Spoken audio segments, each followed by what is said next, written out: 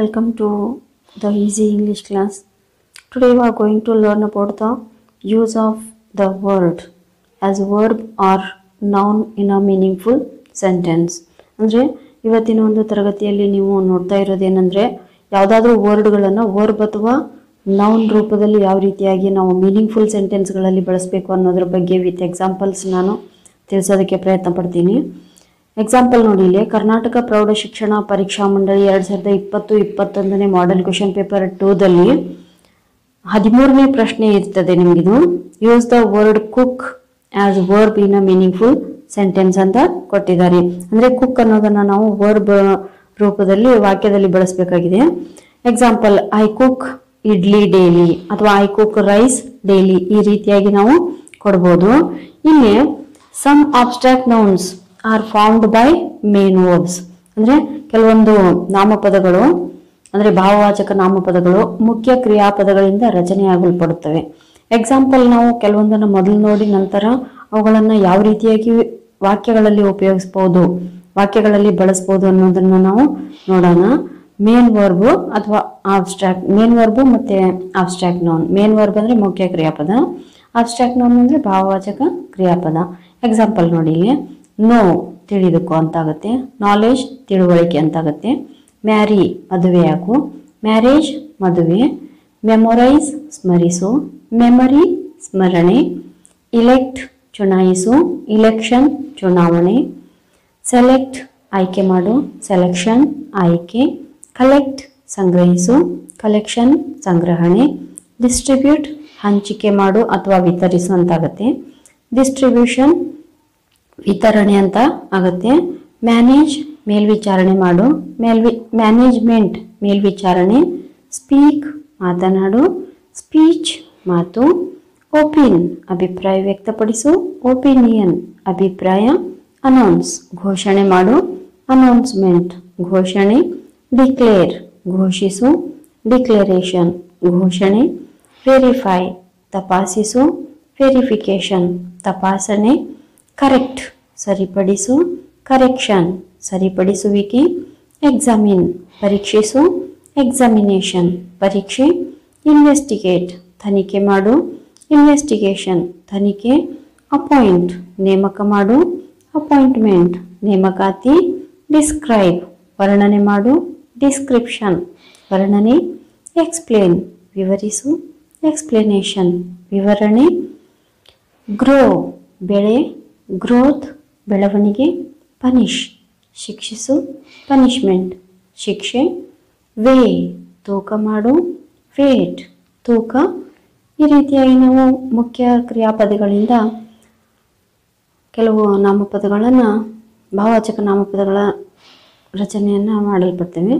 ಇನ್ನು ಇವುಗಳ ಉದಾಹರಣೆಗಳನ್ನು ನಾವು ವಾಕ್ಯ ರೂಪದಲ್ಲಿ ಯಾವ ರೀತಿ ಬಳಸೋದು, ವಾಕ್ಯದಲ್ಲಿ ಉಪಯೋಗಿಸುವ ವಿಧಾನವನ್ನು ಇಲ್ಲಿ ಹಲವಾರು ಉದಾಹರಣೆಗಳ ಮೂಲಕ ನಾವು ನೋಡೋಣ ಅಂತ. ಎಕ್ಸಾಂಪಲ್ ನೋಡಿ, first example, they know your name. ಇದು ವರ್ಬ್. ನೋ ಅನ್ನೋದು ನೋಡಿ ಇಲ್ಲಿ ವರ್ಬ್ ರೂಪದಲ್ಲಿ ಬಳಕೆಯಾಗಿದೆ. ಅವರಿಗೆ ನಿನ್ನ ಹೆಸರು ಗೊತ್ತಿದೆ. They have a little knowledge. ನೋಡ್ರಿ, ಇಲ್ಲಿ ನಾಲೆಜ್ ಅನ್ನೋದು ನೌನ್ ರೂಪದಲ್ಲಿ ಬಳಸಲ್ಪಟ್ಟಿತು. ಅವರಿಗೆ ಅಲ್ಪ ಸ್ವಲ್ಪ ತಿಳುವಳಿಕೆ ಇದೆ ಅಂತ ಆಗತ್ತೆ. ಇನ್ನು ರಾಜಾ ಸ್ಪೀಕ್ಸ್ ಇಂಗ್ಲಿಷ್. ಇದು ಸ್ಪೀಕ್ಸ್ ಅನ್ನೋದು ವರ್ಬ್ ರೂಪದಲ್ಲಿ ಬಳಸಲ್ಪಟ್ಟಿದೆ. ರಾಜ ಇಂಗ್ಲಿಷ್ ಮಾತನಾಡುತ್ತಾನೆ. His speech is well. ಇದು ಸ್ಪೀಚ್ ನೋಡಿ ಇಲ್ಲಿ ನೌನ್ ರೂಪದಲ್ಲಿ ಬಳಕೆಯಾಗಿದೆ. ಅವನ ಮಾತು ಚೆನ್ನಾಗಿದೆ. The manager appoints the clerk. ನೋಡ್ರಿ, ಇಲ್ಲಿ ಅಪಾಯಿಂಟ್ಸ್ ಇದು ವರ್ಬ್ ರೂಪದಲ್ಲಿ ಬಳಕೆಯಾಗಿದೆ. ಆ ಮ್ಯಾನೇಜರ್ ಕ್ಲರ್ಕ್ನನ್ನು ನೇಮಿಸುತ್ತಾನೆ. Teachers appointment process starts from next month. ಅಂದರೆ ಶಿಕ್ಷಕರ ನೇಮಕಾತಿ ಪ್ರಕ್ರಿಯೆ ಮುಂದಿನ ತಿಂಗಳಿನಿಂದ ಪ್ರಾರಂಭವಾಗುತ್ತದೆ. ಅಂದರೆ ಇಲ್ಲಿ ಅಪಾಯಿಂಟ್ಮೆಂಟ್, ಅಪಾಯಿಂಟ್ಸ್ ಅನ್ನೋದು ವರ್ಬು, ಅಪಾಯಿಂಟ್ಮೆಂಟ್ ಅನ್ನೋದು ನೌನ್ ರೂಪದಲ್ಲಿ ಬಳಕೆಯಾಗಿದೆ. ಅದೇ ರೀತಿಯಾಗಿ 4ನೇ ಎಕ್ಸಾಂಪಲ್ ನೋಡಿ, ಇಲ್ಲಿ the poet describes the nature. ಅಂದರೆ ಡಿಸ್ಕ್ರೈಬ್ಸ್ ಅನ್ನೋದು ವರ್ಬ್ ರೂಪದಲ್ಲಿ ಬಳಕೆಯಾಗಿದೆ. ಆ ಕವಿ ನಿಸರ್ಗವನ್ನು ವರ್ಣನೆ ಮಾಡುತ್ತಾನೆ. ಇನ್ನು the description of the nature is very beautiful. ನಿಸರ್ಗ ವರ್ಣನೆ ತುಂಬ ಸುಂದರವಾಗಿದೆ. ಅಂದರೆ ಡಿಸ್ಕ್ರಿಪ್ಷನ್ ಅನ್ನೋದು ಇದು ನೌನ್ ರೂಪದಲ್ಲಿ ಬಳಕೆಯಾಗಲ್ಪಟ್ಟಿದೆ. The chief guest distributes the prizes. ಆ ಮುಖ್ಯ ಅತಿಥಿ ಆ ಬಹುಮಾನಗಳನ್ನು ವಿತರಣೆ ಮಾಡುತ್ತಾರೆ. ಇನ್ನು ಅದೇ ರೀತಿಯಾಗಿ the distribution of the gas cylinder is not in a proper way. ಇದು ಡಿಸ್ಟ್ರಿಬ್ಯೂಷನ್ ಅನ್ನೋದು ನೌನ್ ರೂಪದಲ್ಲಿ ಬಳಕೆಯಾಗಲ್ಪಟ್ಟಿದೆ. ಅಂದರೆ ಆ ಅಡುಗೆ ಅನಿಲದ ಹಂಚಿಕೆ ಸರಿಯಾದ ರೀತಿಯಲ್ಲಿ ಇಲ್ಲ ಅಂತ ಇದ್ರದ್ದು ಅರ್ಥ ಆಗುತ್ತೆ. ಇನ್ನು ಹಾಗಿದ್ರೆ some words are used as nouns and as verbs. Main verbs are used as abstract nouns. ಅಂದರೆ ಮುಖ್ಯ ಕ್ರಿಯಾಪದಗಳು ಭಾವವಾಚಕ ನಾಮಪದಗಳಾಗಿ ಉಪಯೋಗಿಸಲ್ಪಡ್ತವೆ. ಇನ್ನು ಒನ್ ಬೈ ಒನ್ ಎಕ್ಸಾಂಪಲನ್ನು ನಾವು ಇಲ್ಲಿ ನೋಡ್ತಾ ಹೋಗೋಣ. 10ನೇ ತರಗತಿಯಲ್ಲಿ ಇಂಥವುಗಳು ಬಹಳಷ್ಟು ಕೇಳಿರ್ತಾರೆ. The teacher calls me. Calls ಅನ್ನೋದು ವರ್ಬ್. ಆ ಗುರುಗಳು ನನ್ನನ್ನು ಕರೆಯುತ್ತಾರೆ.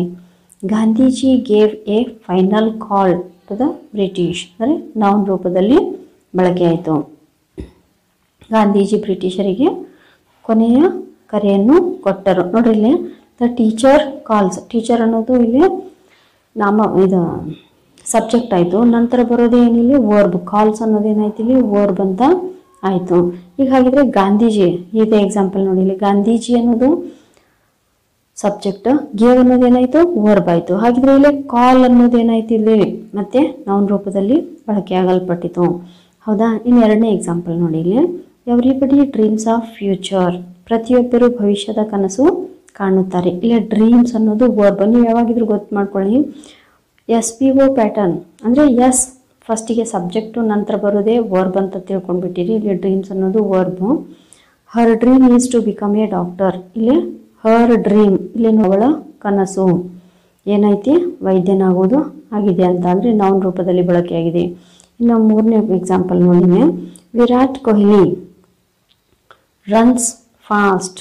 ವರ್ಬ್ ರೂಪದಲ್ಲಿ ರನ್ಸ್ ಅನ್ನೋದು ವರ್ಬ್. ವಿರಾಟ್ ಕೊಹ್ಲಿ ಜೋರಾಗಿ ಓಡುತ್ತಾನೆ. ಇನ್ನು ಅದೇ ರೀತಿಯಾಗಿ ಧೋನಿ ಸ್ಕೋರ್ಡ್ 99 ರನ್ಸ್. ನೋಡಿ ಇಲ್ಲಿ ಸ್ಕೋರ್ಡ್ ಅನ್ನೋದು ಆಲ್ರೆಡಿ ವರ್ಬ್ ರೂಪದಲ್ಲಿ ಬಂದಾಯಿತು. ಹೌದಾ. Dhoni scored 99 runs. ಹಾಗಿದ್ರೆ ಇಲ್ಲಿ ರನ್ಸ್ ಅನ್ನೋದೇನಾಯಿತು ಇಲ್ಲಿ ನೌನ್ ಆಯಿತು. ಹೌದಾ. ಧೋನಿ 99 ಓಟಗಳನ್ನು ಓಡಿದನು ಅಂತ ಗಳಿಸಿದನು ಅಂತ ಇಲ್ಲಿ ಆಗುತ್ತೆ. Voters vote to their candidate. ಇದು ವರ್ಬ್ ರೂಪದಲ್ಲಿ. ವೋಟ್ ಅನ್ನೋದು ವೋಟರ್ ಅನ್ನೋದು ಸಬ್ಜೆಕ್ಟ್ ಆಲ್ರೆಡಿ ಬಂತು. ಹೌದಾ. ವೋಟ್ ಅನ್ನೋದು ವರ್ಬ್. ಮತದಾರರು ತಮ್ಮ ಅಭ್ಯರ್ಥಿಗೆ ಮತ ಹಾಕುತ್ತಾರೆ. Every vote is important. ಇದು ವೋಟ್. ಎವ್ರಿ ವೋಟ್ ಪ್ರತಿಯೊಂದು ವೋಟ್ ಇದೆ. ಪ್ರತಿಯೊಂದು ಮತ ಮಹತ್ವದ್ದಾಗಿರುತ್ತದೆ. We worship God every day. ಇದು ವರ್ಷಿಪ್ ಅನ್ನೋದು ವರ್ಬ್ ರೂಪದಲ್ಲಿ ಬಂದಿದೆ. ನಾವು ಪ್ರತಿದಿನ ದೇವರ ಪೂಜೆ ಮಾಡುತ್ತೇವೆ. ಅದೇ ರೀತಿಯಾಗಿ ವರ್ಕ್ ಈಸ್ ವರ್ಷಿಪ್. ಕಾಯಕವೇ ಕೈಲಾಸ. ನೋಡಿ ಇಲ್ಲಿ ವರ್ಕ್ ಈಸ್ ವರ್ಷಿಪ್ ಅನ್ನೋದು ನೌನ್ ಆಯಿತು. 6ನೇ ಎಕ್ಸಾಂಪಲ್ ನೋಡಿ. She works in on office. ಅವಳು ಒಂದು ಕಚೇರಿಯಲ್ಲಿ ಕೆಲಸ ಮಾಡುತ್ತಾಳೆ. ವರ್ಕ್ಸ್ ಅನ್ನೋದು ವರ್ಬ್ ರೂಪದಲ್ಲಿ ಆಯಿತು. ಹರ್ ವರ್ಕ್ ಈಸ್ ಸ್ಯಾಟಿಸ್ಫ್ಯಾಕ್ಟರಿ ಅಂದರೆ ನೌನ್. ಅವಳ ಕೆಲಸ. ಹೌದಾ. ಅವಳ ಕೆಲಸ ತೃಪ್ತಿಕರವಾಗಿದೆ. 7ನೇ ಎಕ್ಸಾಂಪಲ್ ನೋಡಿ. My father booked for A car. ಹೌದಾ. ಬುಕ್ಡ್ ಅನ್ನೋದು ವರ್ಬ್ ಆಯಿತು. ನನ್ನ ತಂದೆಯವರು ಒಂದು ಕಾರನ್ನು ಬುಕ್ ಮಾಡಿದನು. This book is very useful. ಆ ಪುಸ್ತಕ ಬಹಳ ಉಪಯುಕ್ತವಾಗಿದೆ. ದಿಸ್ ಬುಕ್ ನೋಡಿ ಈ ಪುಸ್ತಕ. ಹೌದಾ. ಅದು ನೌನ್ ರೂಪದಲ್ಲಿ ಆಯಿತು. ಇನ್ನು ದ ಡಾಗ್ ವುಂಡೆಡ್ ಹಿಮ್. ಇಲ್ಲಿ ವುಂಡೆಡ್ ಅನ್ನೋದು ಏನಾಗುತ್ತೆ ನಾಯಿ ಅವನನ್ನು ಗಾಯಗೊಳಿಸಿತು. ವರ್ಬ್ ರೂಪದಲ್ಲಿ ಆಗುತ್ತೆ. The dog ವುಂಡೆಡ್. ದ ಡಾಗ್ ನಾವು ಇದು ಸಬ್ಜೆಕ್ಟ್ ಆಯಿತು. ವುಂಡೆಡ್ ಅನ್ನೋದು ಏನಾಯಿತು ವರ್ಬ್ ಆಯಿತು. ಅದೇ ರೀತಿಯಾಗಿ there is a wound on his hand. ನೋಡ್ರಿ there is a wound. A wound ಇದೆ ಅಂದರೆ ಇಲ್ಲಿ ವರ್ಬ್ ಬಂದಾಯಿತು. A wound. ವೂಂಡ್ ಅನ್ನೋದು ಏನಾಯ್ತು ಇದು ನೌನ್ ರೂಪದಲ್ಲಿ ಆಯಿತು. ಇನ್ನು 9ನೇದು ನೋಡಿ. Wild animals trouble them.